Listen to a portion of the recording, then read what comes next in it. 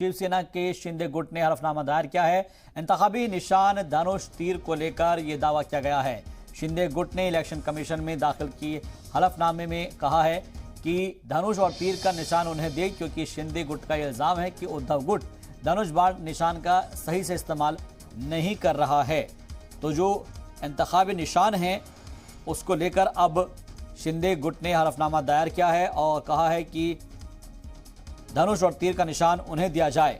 शिंदे गुट का इल्जाम है कि उद्धव गुट धनुष बाण निशान का सही से इस्तेमाल नहीं कर रहा है और इसलिए अब शिंदे गुट की तरफ से इसके लिए एक हलफनामा दायर किया गया है। इंतखाबी निशान धनुष तीर को लेकर यह दावा है, जिसमें शिंदे गुट ने इलेक्शन कमीशन में दाखिल हलफनामे में कहा है कि धनुष और तीर का निशान उन्हें दिया जाए, क्योंकि शिंदे गुट ने यह इल्जाम लगाया है कि उद्धव गुट धनुष बाण का जो निशान है उसका सही तरह से इस्तेमाल नहीं कर रहा है।